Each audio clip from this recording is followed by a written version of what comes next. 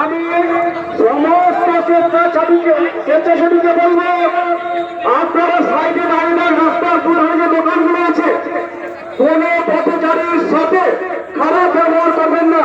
বুঝানোর চেষ্টা করুন আমাদের কষ্টটা। আমাদের সমস্ত স্বেচ্ছাসেবীকে বলবো, আপনারা বিশেষ করে যুবক শ্রেণীরা রাস্তার দুধারে দাঁড়িয়ে যান, এখানে আপনার দরকার নেই। আমি জনগণের নেতা দীর্ঘদিন ধরে এই সাধারণ মানুষের অত্যাচারের বিরুদ্ধে লড়াই করেছেন, অত্যাচারীদের বিরুদ্ধে লড়াই করেছেন। আমরা পেয়েছি ভালো সাহেবকে আজকে যে অবস্থান বিক্ষোভ, সেই অবস্থান বিক্ষোভ সম্পর্কে এবং এসআইয়ের রিলেটেড যে চক্রান্ত, সেই চক্রান্ত সম্পর্কে অনুরোধ করছি আমাদের আনোয়ার সাহেবকে।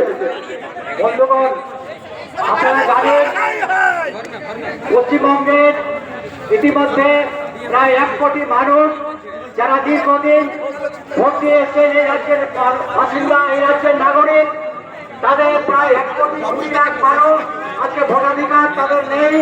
তাদের ভোটাধিকার নিয়ে ছিনিমিনি খেলা হচ্ছে।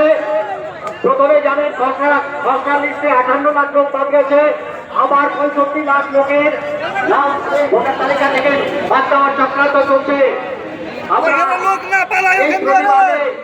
আজকে আপনারা জানেন এই যে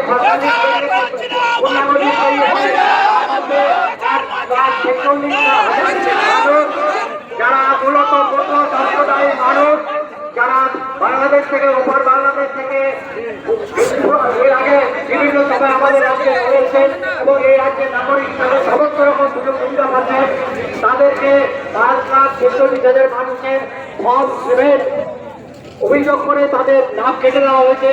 যে সেই ফর্ম 7 জমা দিয়েছে তার